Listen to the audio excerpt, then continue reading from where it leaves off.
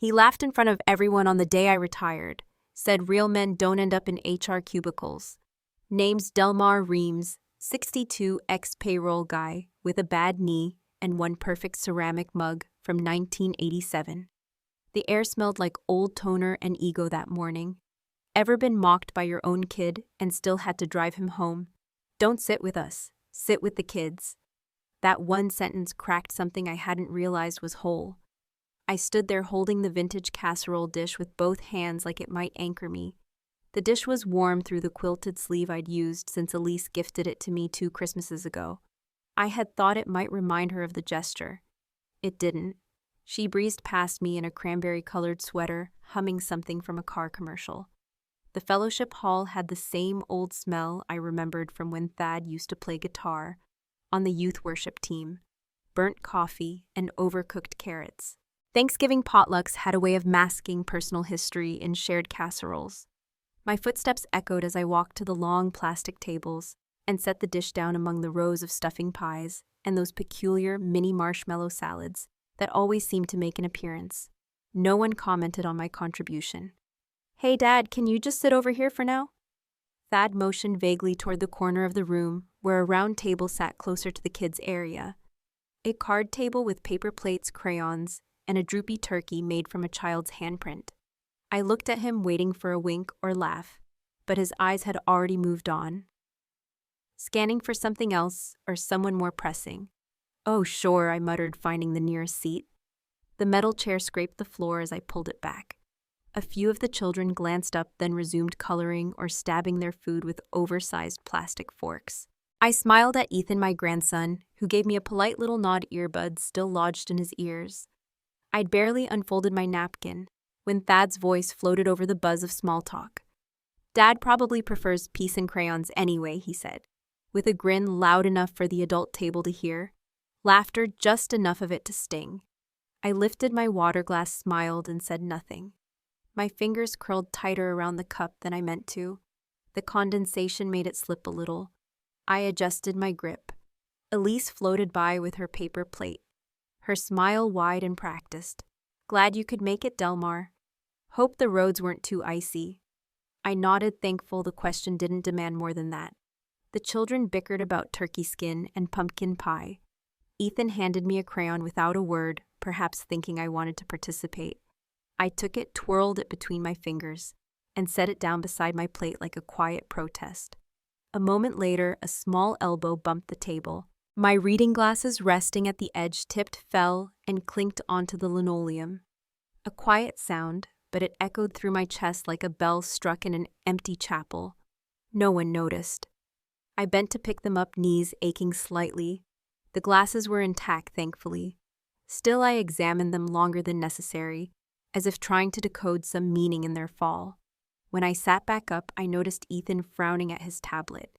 Curious, I leaned a little, pretending to stretch. The screen flickered, then stilled. But I caught it, a familiar photo of our house front porch, bathed in afternoon light, a for sale banner digitally added across the bottom. I blinked. My heart hesitated. That couldn't be right. "What's that, bud?" I asked softly, nodding toward the screen. Ethan looked at me, startled. "Oh, nothing, Grandpa. Just some ad." He quickly exited the browser, cheeks pink, the kind of pink that said he knew more than he wanted to admit. I leaned back in the metal chair, its frame creaking slightly. The casserole remained untouched on the serving table. My name wasn't on any of the place cards lined neatly along the adult table. I hadn't noticed that earlier. Through the tall windows, late November light cast long, cool shadows across the floor. Outside, the trees had shed their leaves entirely. Inside, I felt my own branches thinning, stripped bare under the weight of cheerful indifference. A paper turkey at the kids' table flopped sideways, revealing a crayon name, Ethan. I reached over and straightened it. No one saw me do it. The house was quieter than usual when I got home, the kind of quiet that asked questions like it knew something I didn't. A cold draft crept under the kitchen door, slipping past the weather stripping I'd meant to fix since last February. The snow had started falling again, fine and dry, brushing the window in tiny horizontal strokes. I set the casserole dish, still half full from Thanksgiving, on the counter. No one had wanted to take it home. Elise had said it was a bit retro, with a smile so polite it closed the conversation like a box lid. I reached for a mug intending to make some instant coffee and paused at the drawer. The cutlery tray was neat as always, forks nested tight, knives aligned like obedient soldiers. But one of the teaspoons was gone. Not in the sink, not in the dishwasher, just missing. It's just a spoon, I told myself. But something about the gap made me feel like I'd come back to a puzzle that had been rearranged slightly in my absence. I needed distraction, so I turned on the little laptop Ethan had helped me set up a few years back. Its screen flickered to life with a quiet wheeze. The familiar login screen for our Vanguard investment account popped up. I typed my password, then again, slower, then clicked the forgot password link, unsure whether the system had changed or my hands had slipped. Eventually, a red warning message blinked across the screen, access denied. This account is now managed under power of attorney. Contact administrator for changes. I leaned back in the chair. My reading glasses slid down the bridge of my nose, still whole, still dependable, and I pinched them by the frame, pushing them back. A tightness was building at the base of my skull. I opened the old recipe book on the shelf above the fridge, where Elise had stuffed her pumpkin bread recipe last month. Out of habit, I flipped to that page. A folded piece of paper slid out. I didn't recognize the stationery, but I recognized the notary seal. It was a legal notice, dry language, double-spaced, shifting my power of attorney to Elise for convenience and care management purposes, signed by Thad. Witnessed by their neighbor Christine, the one with the landscaping business, and the wine fridge on her front porch. My phone was already ringing before I realized I'd picked it up. "Dad, it's just easier this way," Thad said. His voice tight with the edge I'd heard more and more lately. "You're not really up to dealing with online stuff. Elise handles it better." There was no discussion, just the tone of someone who thought they'd already explained it 5 times. "I see," I said, and I really tried to. I hung up before he could pivot the topic. Then I ate dinner alone, cold stew reheated in the microwave, bubbling too much on the sides. When I sat down at the table, I noticed the missing spoon again. Not a huge inconvenience, just one more subtraction. Elise had set this table a few nights ago when they'd visited. Her system. Everything labeled, rotated, labeled again. I took a soup spoon instead and tried not to slurp. After dinner, I opened the old shoebox where I kept family photos. Not out of sentiment, more like archaeology. The snapshots were mostly faded: Thad at Little League, my wife Sharon in her garden. Ethan as a toddler in a Halloween costume shaped like a dinosaur. I leafed past them to the bottom where some stray receipts and thank you notes had accumulated over the years. That's when I found it. A printout of an email, black and white, creased sharply. The header showed it had come from Elise's Gmail account sent to Thad's work email. Subject: next steps, Dad. He's not losing it exactly, but he's not sharp either. I say we just start easing him out. Bit by bit, no confrontation, he won't fight. There were no attachments, just those few sentences. But they hummed like a tuning fork in my ribcage. I set the paper down. My hand hovered above it for a while, then moved to the yellow legal pad I kept beside the lamp on my desk. I uncapped a pen, the kind with blue ink that always bled slightly, and I began to write. Not a confrontation, just a log. Names, dates, decisions made without me, because apparently I was the only one still paying attention. "You still take 2 sugars and no cream?" Norville asked, sliding into the booth like no time had passed. I looked up from the chipped mug in my hands, steam curling beneath my smudged lenses. Rain traced lazy paths down the diner window beside me. "Haven't changed," I said, trying a smile.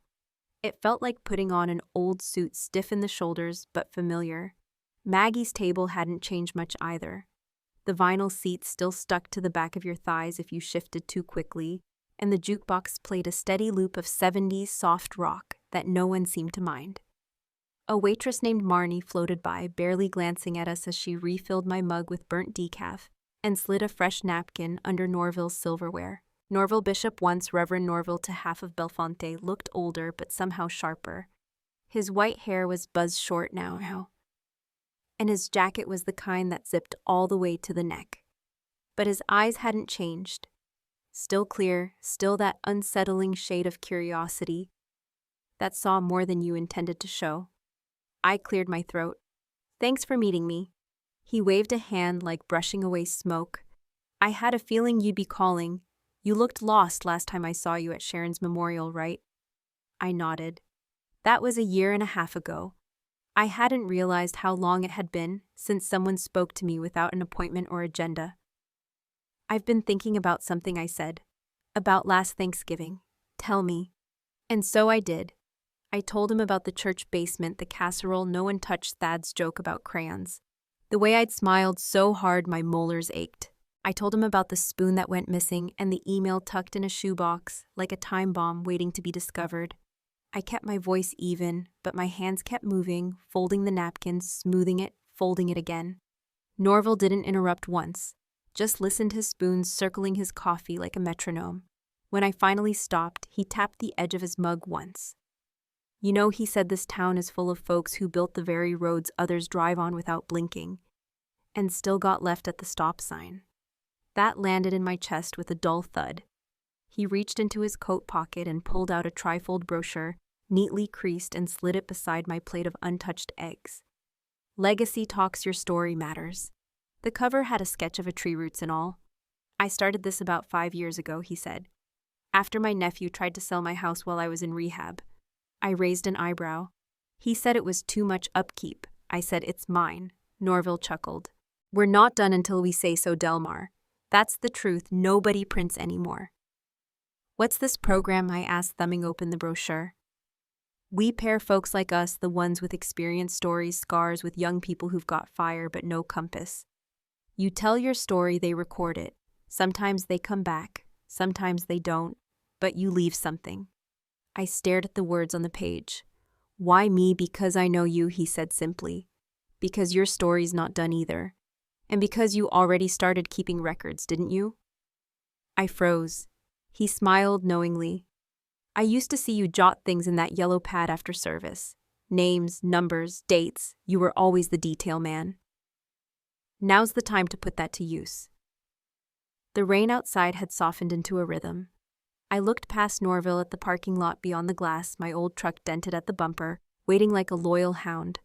When we stepped outside, he clapped a hand on my shoulder. You don't need to make it loud, Del. You just need to make it count. I nodded, the brochure folded in my hand, like a sealed letter I hadn't yet mailed. Back in the truck, I sat for a while with the engine off. The glove compartment hung slightly ajar. I hadn't noticed that in years. Inside were old papers, napkins, a faded parking ticket from 2013, and one of Ethan's drawings. A stick figure on a hill holding hands with someone labeled Grandpa D. The lines were crude, but the joy was real. I started the engine and drove home in silence. Once inside, I moved through the hallway without turning on the lights. My fingers grazed the wall like they were remembering shapes. I made it to the hallway closet, reached up to the high shelf, and pulled down a small dusty metal box of wills and letters. The sticker had curled at the corners. My breath caught as I opened the lid. Inside, envelopes, documents, an old will from 1998 before Sharon passed. Notes we'd written to each other just in case, and my mother's obituary clipped from a newspaper. The reading glasses slid down again.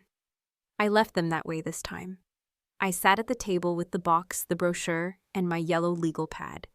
Then I started writing again, not just names and dates this time, but what they meant, who we had been, and maybe still were. Your signature doesn't look the same as it used to, Reuben said, squinting at the page under the library's soft yellow light.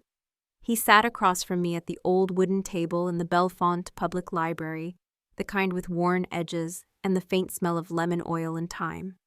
I chuckled, but it didn't quite reach my chest. Maybe my hands just got shakier. Age'll do that. Still, something in me tensed. I looked down through my glasses, and that's when I noticed it. A hairline crack along the right arm of the frame, small enough to ignore, but it was there. I adjusted them and leaned in closer to the signature Reuben had flagged. It was my name, Delmar L. Garrison, all right, but something about it was off. The usual swoop in my L was missing, replaced by a clunky loop that didn't belong to my muscle memory. Reuben, once a student in my high school finance class, now worked part-time in records for the county and helped folks like me sort through old documents. Back in the day, he was the wiry kid, always fiddling with calculators and coding puzzles. Now he was the one helping me see what I'd missed. "This one's been notarized," he said, pointing to the bottom corner, "but look. The stamp is light, and the timestamp's practically touching the margin." "That's odd," I didn't reply. My eyes lingered on the corner of the page. I couldn't recall ever signing this version of the power of attorney, and I certainly didn't remember doing it at Elise's kitchen table, which was the address listed. We kept combing through the pile. Reuben compared older versions, property deeds, my will, even the last joint tax return I'd filed with Gloria before she passed. Things I'd believed were in solid order now looked shaky, rearranged.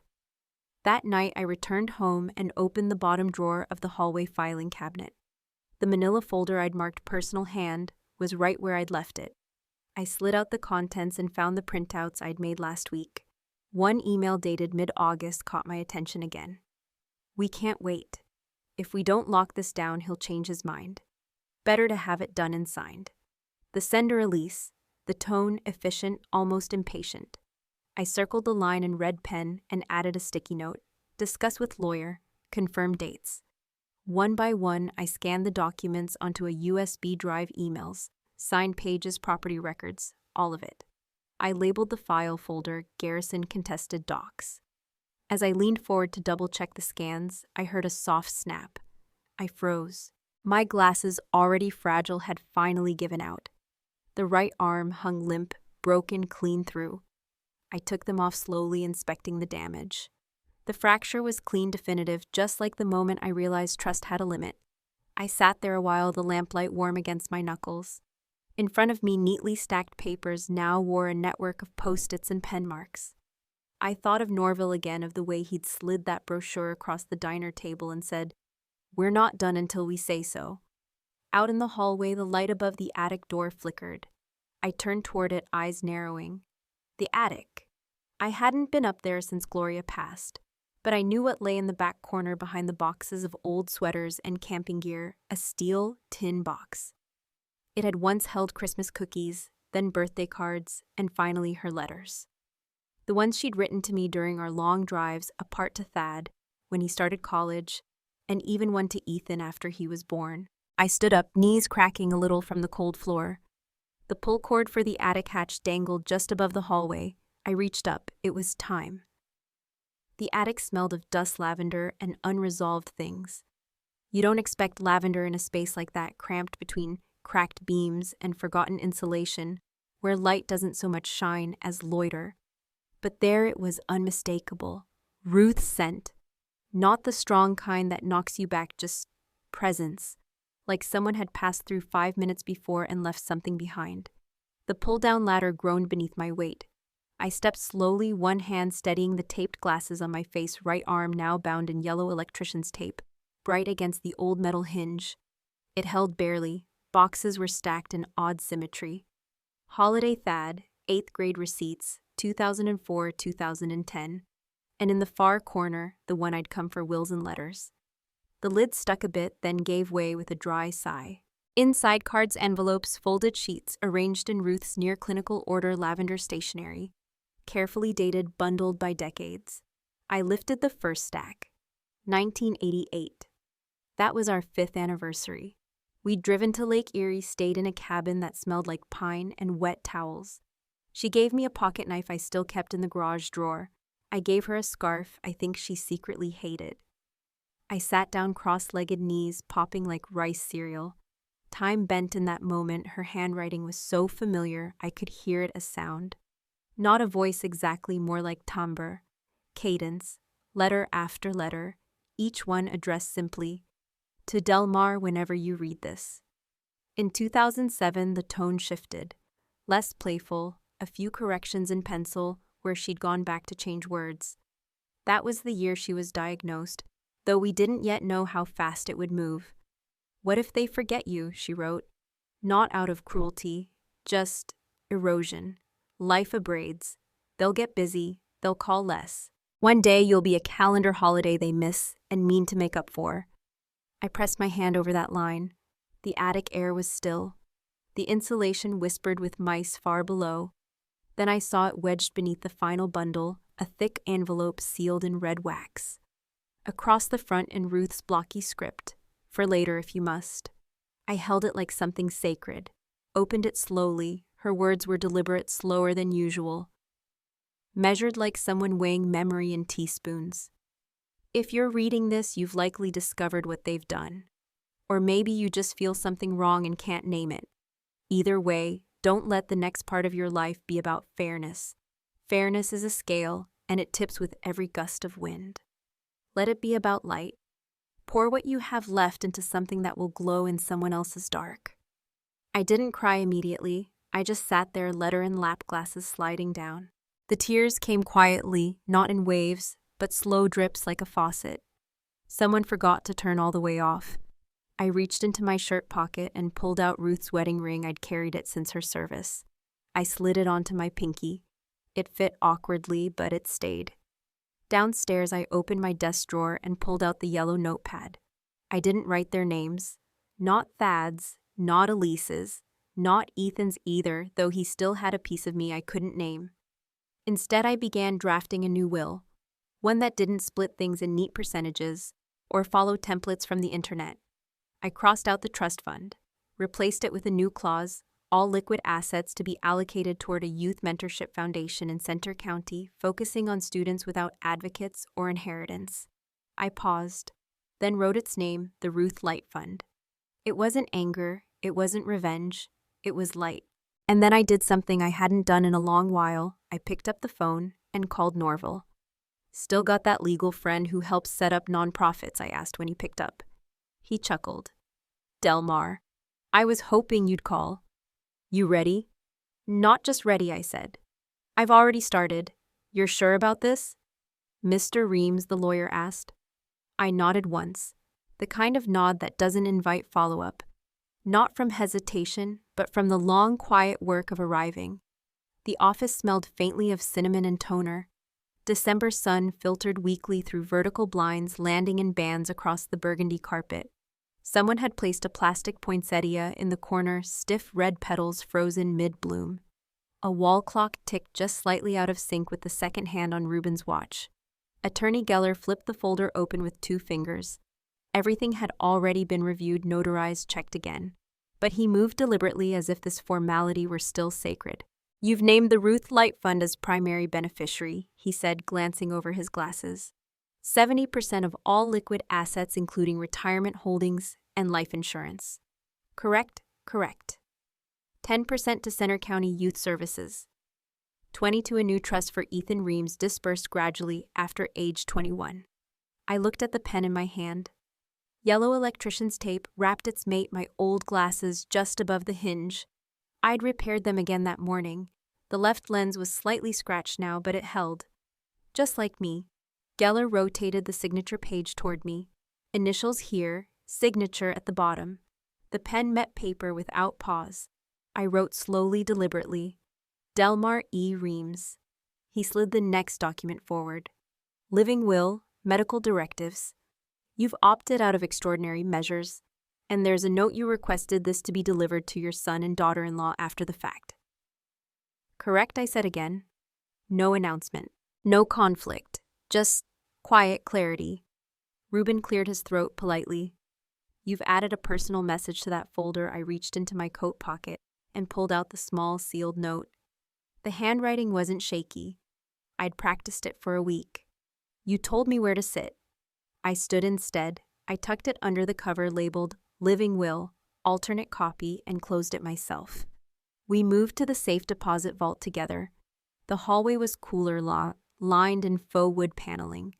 I slipped the main envelope, final will directives, Norval's letter, into the metal box. Click, turn, done. There was no applause, no music, no revelations. Just the soft shush of my coat as I turned to leave. Outside, snow flurried in slow spirals. I drove home without the radio. Belfonte's streets were lit in modest garlands, wreaths on lampposts, red bows on fences. The same as every December. The same as the year Ruth left. The same as when Ethan was born. The house greeted me with its familiar quiet. No messages. No calls. Just the faint whir of the fridge and the smell of cedar from the fake tree in the corner. On the hallway table was a card, stiff red bordered. No envelope. To Grandpa it said in colored pencil, "Inside no message." But Ethan had drawn a bench beneath a tree, a little crooked, colored with lavender crayon. Beside it a stick figure, maybe him, or maybe me. Either way, we were still there. I brought sweet rolls to the Easter brunch. No one asked me to. There had been no formal invitation, no phone call, not even a text from Thad or Elise. But the bulletin said community fellowship, all welcome, and after everything I decided that meant me too. The same fellowship hall as Thanksgiving, but it looked different in the spring light. White plastic tables had been wiped down with something citrusy, and a glazed ham sat under foil on the warming tray. I arrived early and placed the sweet rolls on a corner table. Homemade, apricot filling, Ruth's recipe. No one made a big deal of it, which suited me. A few nods, some polite thank yous. I found a seat by the side, not quite at the front, not quite in back. Close enough to observe, far enough not to intrude. Norval arrived 10 minutes later, wearing a tie too wide for the decade and a smile too warm for the room. "You made the rolls?" he asked, sitting beside me like it was the most natural thing in the world. I nodded. Couldn't find Ruth's handwriting, so I went by taste memory. "They smell like Sundays," he said, tearing one in half. "You know they signed you up to speak next week." I blinked. "They did." He motioned toward the flyer taped to the fridge near the coffee urn. "Legacy Speaker Series, April 15th, guest D. Reams." I laughed mostly through my nose. Didn't realize I was a legacy. "You're building one," Norval said. "One story at a time." The room filled slowly, mostly young families I didn't recognize. Elise wasn't there. Neither was Thad. I didn't expect them to be. A woman named Kendra asked if I could help pour orange juice for the kids. I said sure. The pitcher was lighter than I expected. Later during the announcements, Ruben read off a few names for the upcoming speaker schedule. Mine was there right after a local author and just before a retired librarian. When the brunch wound down, I helped stack chairs. Nobody told me to stop. Outside, I walked to my car and found a cart from the grocery store, half tipped against the bumper. I pushed it back toward the corral and nearly ran into Elise. She wore oversized sunglasses and a zip-up fleece with a monogram. Her cart was full of frozen dinners and protein bars.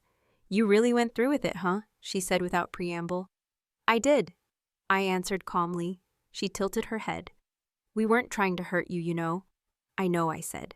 "But you weren't trying to see me either." She didn't respond, just fidgeted with her car keys. I looked up at the tree's pink blossoms just starting to open. "I didn't change for you," I added, voice even. "I changed for someone smaller, someone who might be watching." Her brows furrowed, not with anger but something else. Maybe recognition, or maybe the sun just got in her eyes. She nodded just once, then turned and left. That evening back at the house, I made tea and sat by the window. The same chair from before, but now with a new cushion. A young girl from church had sewn it bright blue with yellow piping, said it matched the tape on my old glasses. Only I wasn't wearing those anymore. The new ones, sleek matte frames, sat comfortably on my face. A gift to myself. Clear lenses, no cracks, no tape. As the light faded, I noticed a cream-colored envelope on the hallway table. Handwriting blocky, careful. Ethan. Inside, "Hi, Grandpa. Can I come visit this summer? Just me. I want to learn what you do. And maybe bake something. P.S. Mom said I can, if you say yes. Love, Ethan." I sat very still for a long time. Then I folded the letter and placed it on top of the Legacy Series flyer. I poured another cup of tea and looked out at the fading sky. The table might have been empty once, but maybe, just maybe, it was starting to fill again. The bench is simple. Steel frame wooden slats, lavender engraving. Sits under the eastern maple in Belafonte Park, close to where the morning light first spills across the grass. Not far from the playground, but far enough to hear your own thoughts. A brass plaque curls slightly from the sun's heat, but the letters are clear, "The Lavender Bench," in honor of Ruth Reams, who believed in listening. Ethan ran his fingers across the wood, nodding thoughtfully. "Why lavender?" he asked, not for the first time. I didn't answer, not directly. I just smiled, the kind that has more memory than teeth. Summer had come late this year, but the sky was kind. Soft breeze, some kids chasing bubbles in the distance, the scent of lilac and lemonade lingering from the refreshment table. Norval sat nearby in a wheelchair now, but his posture was upright, his attention sharp. Reuben leaned against a tree, sleeves rolled up, talking with two teenagers from the mentorship group. It felt strange, and then not strange at all. Ethan adjusted the microphone with an ease I never had. He wore a pressed shirt and a pair of too big dress shoes that he insisted were vintage. The small crowd, no more than 40, waited quietly. No fanfare, no program booklets, just people standing together under open air. My grandfather once said Ethan began clearing his throat that people think legacy is a thing you leave behind. But sometimes it's a thing you build with someone sitting next to you. He paused, then pulled a folded sheet from his jacket. I wrote a letter, he said. It's short. He smoothed the page and read, Dear Ruth, I never met you, but I sit where you would have sat. I see how he looks at this bench like it's both a beginning and an ending. I want to be someone worth sitting with. Love, Ethan. He folded it again and placed it inside the wooden box on the side of the bench. A new tradition, we hoped letters, thoughts, small notes slipped into a space where memory could breathe. I stood beside him, not to speak, just to be there. After a moment, I reached into my satchel and pulled out a slim folder, the kind I used to carry tax documents in. Inside, a starter grant. Enough to seed Ethan's first mentorship project. Not a grand foundation yet, but something with roots. He opened the folder carefully, then looked up. Is this real? As real as that bench, I said. He hugged me then. No camera flash, no cue, just arms around me tight. He smelled like lemon shampoo and warm summer. You didn't just change the will, he whispered. You changed the story. Norval wheeled closer, clapping gently. Reuben whistled low. A few kids started slow applause, not entirely sure what they were clapping for, but sensing it mattered. Later, after most had left and the lemonade had been packed away, I stayed. The sky stretched long lavender, bruising the horizon. My glasses, new firm steady, caught the reflection of the bench's plaque in their lenses. I sat down, no speeches, no regrets, just the hush of trees and the sound of one bird calling out far off. My hand drifted to my pinky finger, where Ruth's ring still rested. There are stories we inherit. There are stories we correct. And sometimes, if we're lucky, we sit still long enough to start a new one. The bench was cool under my palms that evening, the wood still warm from sunlight, the metal frame steady like my new glasses. I used to think legacy was about holding on. Turns out it's about letting go the right way at the right time. Sometimes what feels like loss is just a doorway to purpose we hadn't met yet. Even after the signatures fade and the casseroles stop arriving, there's still time to choose kindness over bitterness, especially when someone smaller is still watching. Has life ever handed you a second chance in disguise? I'd love to hear your story or who you built your bench for.